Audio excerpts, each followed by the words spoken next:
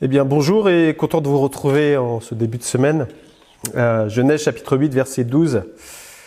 La parole de Dieu nous dit « Il attendit encore 7 autres jours », on parle toujours de Noé, « et il lâcha la colombe, mais elle ne revint plus à lui. » En fait, on arrive où, dans quel moment? C'est la fin du voyage avec l'arche sur l'eau. Et Noé va faire quelque chose de particulier pour voir si les eaux avaient baissé, si c'était le moment de sortir. Il va tester.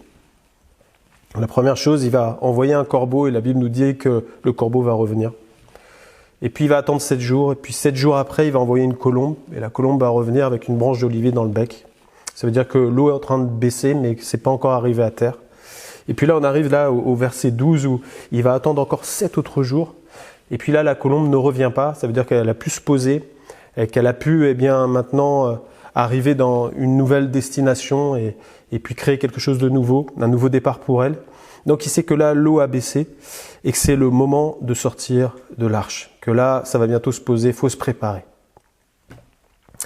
Et j'aimerais te parler ce matin qu'il ne faut pas te précipiter à accélérer quoi que ce soit quand tu marches dans le plan de Dieu, parce que parfois c'est l'erreur qu'on est amené à faire. Tu peux avoir reçu un plan, un appel, un service particulier, un ministère, un rêve que Dieu a mis sur ton cœur et tu vois que les choses sont en train de se dérouler. Et parfois on a l'impression que les choses n'avancent pas comme on voudrait, ou peut-être que on n'en est pas encore là alors qu'on devrait déjà y être. Et puis on commence à s'énerver, à essayer de comprendre comment Dieu fonctionne, peut-être qu'on a raté quelque chose. Et toutes ces pensées-là, en fait, qui sont des pensées charnelles, vont essayer de te faire décaler par rapport au timing de Dieu dans ta vie. La Bible nous dit dans Proverbe 19.2, « Le manque de science n'est bon pour personne, et celui qui précipite ses pas tombe dans le péché. » C'est-à-dire rate le but. Tomber dans le péché, c'est rater le but. Rater ce que Dieu a prévu de parfait pour notre vie.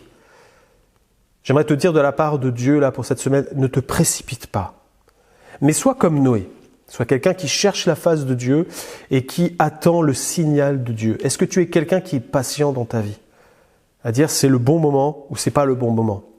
On dit que dans la vie spirituelle, avec Dieu, il y a des feux rouges, il y a des feux oranges et puis il y a des feux verts. Le feu rouge, on le voit, c'est l'histoire du corbeau. Noé, il envoie le corbeau, il revient. Il sait que là, c'est pas le bon moment, il faut rien faire. Et il va attendre. Et aujourd'hui, si Dieu est en train de te dire non, c'est pas le moment, accepte que Dieu te dise non. Les noms de Dieu, c'est ta bénédiction.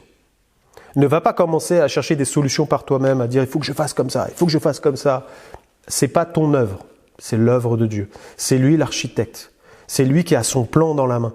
Et c'est lui qui détermine tes avancements et parfois même que tu sois stoppé pour un temps parce que Dieu sait tout ce qui se passe autour de toi.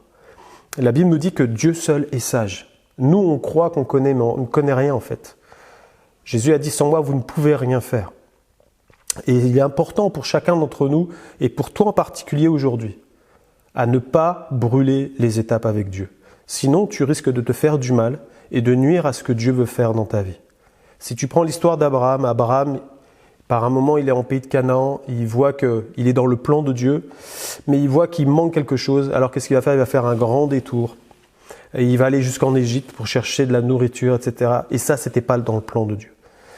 Et puis, il va partir, il va faire un périple, et il va revenir au point de départ où il a quitté la route. Dieu va le faire revenir là où il a lâché, il a perdu du temps. Il est vrai qu'il a été enrichi parce qu'il s'est repenti, mais il a perdu du temps, il a même failli perdre sa propre épouse dans l'histoire. Et j'aimerais vraiment t'encourager à ne pas quitter le chemin sur lequel tu es avec Dieu, parce que Dieu te tient par la main et tu dois apprendre à marcher pas à pas avec lui. Jésus a dit, vous devez me suivre. C'est pas à nous de prendre les devants. C'est pas à nous de dire on va à gauche et à droite. C'est lui qui conduit. C'est lui le bon berger de ta vie. Fais-lui simplement confiance. Romains 8, 28 nous dit « Nous savons du reste que toute chose concourt au bien de ceux qui aiment Dieu et qui sont appelés suivant son dessein, suivant son plan. » Quand tu ne vois rien bouger, c'est que Dieu est à l'œuvre. On a l'impression que c'est le contraire. Non, Dieu est à l'œuvre. Il fait toutes choses belles en son temps. Il fait tout concourir. Est-ce que tu le crois? Et j'aimerais qu'aujourd'hui, tu puisses le repasser dans ton cœur par la foi et le saisir, peut-être que tu t'inquiètes, à dire non, Je crois ta parole qui dit que tout concourt à mon bien parce que tout est prévu d'avance et je veux vivre ce que tu as prévu pour moi. Ne te précipite pas.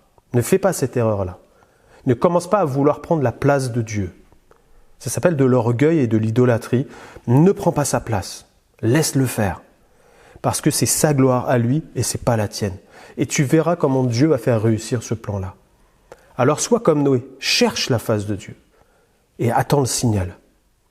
Pour pouvoir avancer quand Dieu te dit d'avancer dans telle et telle direction. Juste te rappeler cet exemple de la parole de Dieu de Samuel 5, 24 avec David, qui quand il allait à la guerre, demandait toujours l'accord de Dieu. Pourtant, c'était un spécialiste de la guerre. Mais il demandait toujours l'accord de Dieu pour savoir est-ce que c'est le bon moment, comment je dois y aller.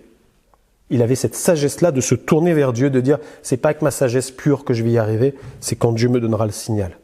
Et 2 Samuel 5, 24 nous dit que Dieu va lui dire quand tu entendras le bruit de pas dans la cime là, des arbres, là tu sauras qu'il faut que tu y ailles. Et David a été attentif avec toute son armée à écouter le bruit des pas dans les cimes des arbres. Notre Dieu nous parle avec un murmure doux et léger et pas dans un grand fracas. Alors apprenons et apprends cette semaine à écouter ce que l'Esprit va te dire pour marcher dans son timing et dans ses pas. Prière pour aujourd'hui, Père, je veux apprendre à marcher à ta suite, à ne pas prendre les devants par crainte de rater quelque chose.